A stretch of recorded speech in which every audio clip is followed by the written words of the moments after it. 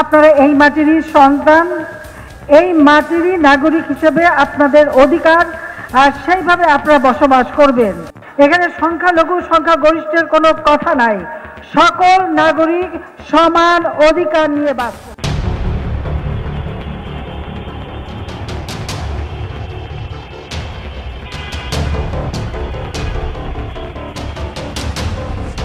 ছাত্রলীগ, যুবলীগ ওরা বিভিন্ন মাধ্যমে যোগাযোগের মাধ্যমে দেশে একটা অরাজকতা সৃষ্টি করতে চাচ্ছে। ওরা আবার নামতে যাচ্ছে এখানে, এটা আমাদের সাথে, আমরা আতঙ্কগ্রস্ত। ভাবিয়ে শোনো, বস্তাটা বইরা নিয়ে আসছে।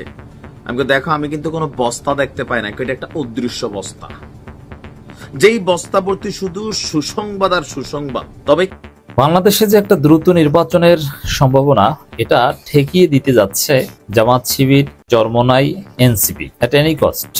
এই যে কথিত দ্রুত নির্বাচন, কথিত ডিসেম্বরের মধ্যে নির্বাচন, ডিসেম্বরের নির্বাচন ইকুয়াল টু কারচুপি নির্বাচন, রক্তারক্তি নির্বাচন। আমি বিবিসি বাংলার একটা গুরুত্বপূর্ণ রিপোর্ট বিশ্লেষণ করব। মে জুন মাস নাগাদ ঢাকা দখলে নিতে চায় দলটি। এরই প্রস্তুতি হিসেবে বিদেশে পলাতকদের মধ্য থেকে 1000 নেতাকর্মী ঢাকায় ঢুকবে। তারাই মূলত ঢাকা দখলের প্রক্রিয়ায় নেতৃত্ব দেবে। আসসালামু আলাইকুম দর্শক, শুরুতেই আপনাদেরকে একটি কথা বলে রাখি, এই কথার গভীরতা আপনারা নিজেরাই বোঝার চেষ্টা করবেন। এরপরে আমরা বিস্তারিত দেখার জন্য মুহূর্তের মধ্যেই টিভি স্ক্রিনের পর্দায় চলে যাব। তবে কথাটা হচ্ছে, বনের বাঘ যখন সিংহ হয়, সে কিন্তু বুড়া হয়ে গেলেও বনের বাঘই থাকে। তো দর্শক, যেহেতু আপনারা এই ভিডিওর শিরোনাম দেখে বুঝতে পারছেন এই ভিডিওটি কতটা গুরুত্বপূর্ণ হতে যাচ্ছে, তাই আমি আর বেশি কথা বলে সময় নষ্ট করতে চাই না। এখনই বিস্তারিত দেখার জন্য আমরা টিভি স্ক্রিনের পর্দায় চলে যাব। তবে তার আগে আপনি যদি এখনো পর্যন্ত আমাদের এই চ্যানেলটি সাবস্ক্রাইব না করে থাকেন, তাহলে প্লিজ দয়া করে ভালোবেসে আমাদের এই চ্যানেলটি সাবস্ক্রাইব করে শুরু থেকে শেষ পর্যন্ত এই গুরুত্বপূর্ণ নিউজ এপিসোডটি মনোযোগ সহকারে দেখার বিশেষ অনুরোধ রইল। তো দর্শক, চলুন এবারে আমরা ভিডিওতে একটা লাইক দিয়ে চ্যানেলটি সাবস্ক্রাইব করে শুরু থেকে শেষ পর্যন্ত এই গুরুত্বপূর্ণ সংবাদটি দেখে আসি। এখানে সংখ্যালঘু সংখ্যাগরিষ্ঠের কোনো কথা নাই, সকল নাগরিক সমান অধিকার নিয়ে বাস করে।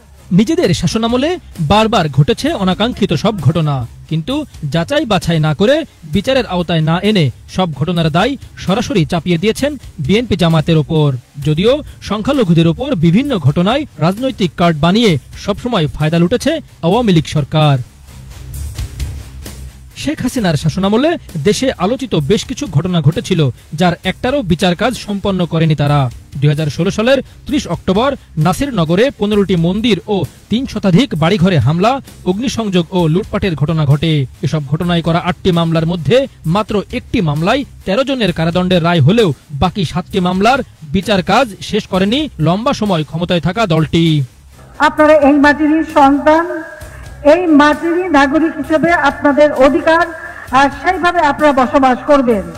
2013 সাল থেকে 2023 পর্যন্ত সংখ্যালঘুদের উপর নির্যাতনের একটি প্রতিবেদন প্রকাশ করেছিল গবেষণা প্রতিষ্ঠান সেন্টার ফর অল্টারনেটিভস এর বাংলাদেশ পিস অবজারভেটরি বিপিও।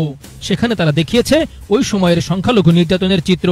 যদিও মুখে সংখ্যালঘুদের প্রতি অসীম দরদের কথা বললেও একটা ঘটনারও বিচার করেনি তৎকালীন ক্ষমতাসীন আওয়ামী লীগ। আমরা মনে করি যে ভারত যদি মায়া কান্নাটা না করে তাহলে আমরা ভালো থাকবো। তাদের খুব ভালো লাগে না আওয়ামী লীগের পতনটা, বরং আওয়ামী লীগ হিন্দুদের মন্দির ভাঙে, মন্দিরে কোরআন শরীফ রাখে, গোলমাল লাগায়, এই আশায় যে মানুষ মনে করে জামাত বিএনপিরা এটা করতেছে। পূজা মণ্ডপে পবিত্র কোরআন রাখা, মণ্ডপ ভেঙে দেওয়া, পূজা উদযাপনের সরকারি বরাদ্দ লুট করা, সংখ্যালঘুদের জমি দখল করা ছিল আওয়ামী লীগ নেতাদের বড় বড় অপকর্ম, যার বড় উদাহরণ ছিলেন পুলিশের সাবেক আইজিপি বেনজির আহমেদ।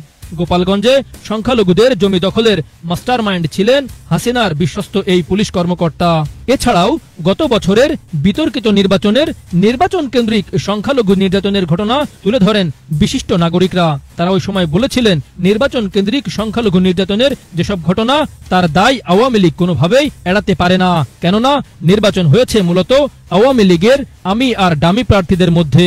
এসব ঘটনার জন্য বিএনপি জামায়াত দায়ী বলে পার পাওয়ার সুযোগ নেই। এছাড়াও পঞ্চগড়, গোপালগঞ্জ, টাঙ্গাইল, ঝিনাইদহ, পাবনা, যশোর ও বগুড়ায় মঠের অধ্যক্ষ সেবায়েতরা খুন হন আওয়ামী লীগের আমলে। ইউপি নির্বাচনে যেখানে আওয়ামী লীগের প্রার্থী হেরেছিল সেখানেই সংখ্যালঘুদের উপর নির্যাতনের মাত্রা ছিল বেশি, কিন্তু এসব ঘটনায় কাউকে সাজা দেওয়া হয়নি। আর 2012 সালের 19 সেপ্টেম্বর রামু, উখিয়া এবং কক্সবাজারের আরো কিছু এলাকায় সাম্প্রদায়িক হামলার যে ঘটনা ঘটেছিল, মুখে মুখে অসাম্প্রদায়িকতা, শান্তি ও ন্যায় বিচারের কথা বললেও এসব অপকর্মের কোনো বিচারই হয়নি শেখ হাসিনার আমলে। যেখানে শেখ মুজিব বা শেখ হাসিনার মতের বিরোধী কোনো স্ট্যাটাস ফেসবুকে দিলে তাকেও খুঁজে বের করা হতো বিদ্যুৎ গতিতে, কিন্তু এমন অপরাধে গুটি কয়েক আটক করা হলেও কারো বিচার করা হয়নি। ছাত্রলীগ, যুবলীগ ওরা বিভিন্ন মাধ্যমে, যোগাযোগের মাধ্যমে দেশে একটা অরাজকতা সৃষ্টি করতে চাচ্ছে। ওরা আবার নামতে যাচ্ছে এখানে, এটা আমাদের সাথে, আমরা আতঙ্কগ্রস্ত। হাসিনা পালিয়ে গেছেন 5ই আগস্ট। পালানোর প্রায় 1 বছরের মাথায় তাণ্ডব চালাতে চায় হাসিনার নেতাকর্মীরা। আওয়ামী লীগের এমন জঙ্গলি মানসিকতার বিষয়ে বেশ কিছু মিডিয়া ইতিমধ্যে সংবাদ প্রচার করেছে। মে-জুন মাস নাগাদ ঢাকা দখলে নিতে চায় দলটি। এরই প্রস্তুতি হিসেবে বিদেশে পলাতকদের মধ্য থেকে 1000 নেতাকর্মী ঢাকায় ঢুকবে। তারাই মূলত ঢাকা দখলের প্রক্রিয়ায় নেতৃত্ব দেবে। এছাড়া যারা পালাতে পারেননি বা দেশেই আটকা পড়েছেন তারা টার্গেট করেছেন রাজধানীর বস্তিগুলো। এসব বস্তিতে নানা পেশার আড়ালে ছদ্মবেশে বসবাস করছেন আওয়ামী লীগের নেতাকর্মীরা। ছদ্মবেশে থাকা এসব নেতাকর্মীরা বস্তিতে বসবাস করেই ঢাকা দখলের টার্গেট করে দলীয় সিদ্ধান্ত বাস্তবায়ন করতে চায়। দলীয় সূত্রগুলো জানায় ইতিমধ্যে বিদেশে পলাতক নেতাকর্মীরা হুন্ডির মাধ্যমে দেশে ছদ্মবেশে থাকা নেতাকর্মীদের অর্থ পাঠাচ্ছে। তবে অর্থ পাঠানোর বিষয়টি পুরাতন। নাম প্রকাশে অনিচ্ছুক এক ছিনতাইকারী 21 টেলিভিশনকে বলেন, যখন ছিনতাই বেড়ে গেল তখন তাদেরকে কিছু আওয়ামী লীগের নেতা টাকা দিয়ে চুরি ছিনতাই করতে বলেন। তারাও অভাবের তাড়নায় সেই টাকা নিয়ে চুরি ছিনতাই করেন। আওয়ামী লীগের নেতাকর্মীদের ঢাকা দখলের টার্গেটে সহায়তা করছে প্রতিবেশী ভারতের বিজেপি সরকার, গোয়েন্দা সংস্থা ও গদি মিডিয়া। ইতিমধ্যে আইনশৃঙ্খলা রক্ষাকারী বাহিনী ঢাকার বস্তিগুলোতে বিশেষ নজরদারি বাড়িয়েছে। অন্যদিকে ভারতে প্রতিনিয়ত সংখ্যালঘু নির্যাতন হলেও নীরব থাকছে ভারত সরকার। এর বাইরে ঢাকাসহ সারা দেশে নাশকতার পায়তারার সঙ্গে জড়িত ভারতীয় গোয়েন্দা সংস্থা র। আত্মগোপনে থাকা আওয়ামী লীগের নেতাকর্মীদের দিয়ে তারা ধারাবাহিকভাবে নাশকতা করে আসছে। গত সোমবার রাতে ধানমন্ডি 32 নম্বর নামে আওয়ামী লীগের একটি টেলিগ্রাম গ্রুপে একটি ভার্চুয়াল সভায় বিজেপির পশ্চিমবঙ্গের আন্তর্জাতিক সম্পর্ক বিভাগের ভরদাজ মুখার্জি দলটির নেতাকর্মীদের বিভিন্ন দিক নির্দেশনা দেন। ভার্চুয়াল সভায় প্রধান অতিথি হিসেবে বক্তব্য রাখেন সাবেক প্রধানমন্ত্রী স্বৈরাচার শেখ হাসিনা। গ্রুপটিতে আলোচনায় বিজেপির নেতা কোনো রাখঢাক না রেখেই প্রকাশ্যে তাদের সংগঠন আওয়ামী লীগের পক্ষে কথা বলেন। সভার স্ক্রিনশট দিয়ে সোশ্যাল মিডিয়ায় আলোচনা হচ্ছে যে বিজেপি এবং আরএসএস এর বাংলাদেশ শাখা হল আওয়ামী লীগ। এটা স্পষ্ট স্বাধীনতা ও সার্বভৌমত্বের জন্য হুমকি। সংশ্লিষ্টরা জানান ইতিমধ্যে বস্তিতে আশ্রয় নেয়া নেতাকর্মীরা টার্গেট করে নৈরাজ্য চালিয়ে যাচ্ছে এবং সামনের দিনগুলোতে আরও বেশি নৈরাজ্য সৃষ্টি করতে চায়। ইতিমধ্যে দলটির রাজধানীসহ সারা দেশে একাধিক স্থানে ঝটিকা মিছিল করেছে। মিছিলের ছবি ও ভিডিও সামাজিক যোগাযোগ মাধ্যমে শেয়ার করে শক্তি জানান দিচ্ছে। যদিও এসব মিছিলে খুব বেশি লোকজন দেখা যায় না, শুধুমাত্র ভিডিও নেয়ার জন্যই যতটুকু সময় মিছিল করা দরকার ততটুকুই করা হচ্ছে। ঢাকার করেল বস্তি, সাততলা বস্তি, গুলশানে মোশাররফ বাসার বস্তি, লালবাগ, মোহাম্মদপুর, আদাবর, মিরপুর, ভাসানটেক, খিলক্ষেত বস্তি, খিলগাঁও, তালতলা সহ বেশ কিছু বস্তি ও আশেপাশের এলাকায় আওয়ামী লীগের নেতাকর্মীরা ছদ্মবেশে অবস্থান করছে। আগে বস্তিতে কিছু ঘর ফাঁকা থাকলেও 5ই আগস্টের পর ঘরগুলো এখন আর ফাঁকা থাকে না। বেশিরভাগ ঘরেই ব্যাচেলর, আবার কেউ কেউ পরিবার নিয়ে নতুন নতুন মানুষ বস্তিতে বাসা ভাড়া করছেন। নতুন এসব বাসিন্দাদের দেখতে কিছুতেই বস্তিবাসী মনে হয় না।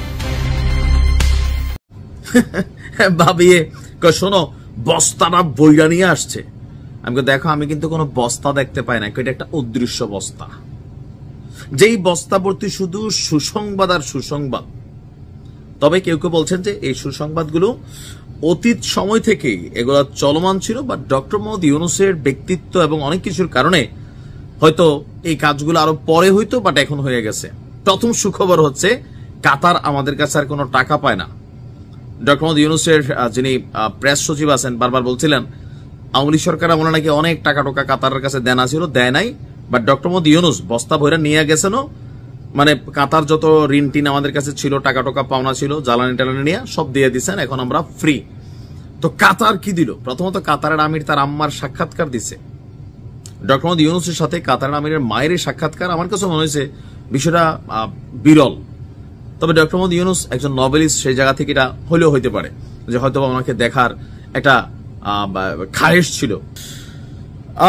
আপনার দোহায় কাতারের প্রধানমন্ত্রীর কার্যালয়ে ডক্টর মোহাম্মদ ইউনূসের সঙ্গে এক বৈঠকে কাতারের প্রধানমন্ত্রী ডক্টর মোহাম্মদ ইউনূসকে আশ্বস্ত করেন যে বাংলাদেশে যে চলমান সংস্কার আছে সেটার প্রতি কাতারের পূর্ণ সমর্থন আছে।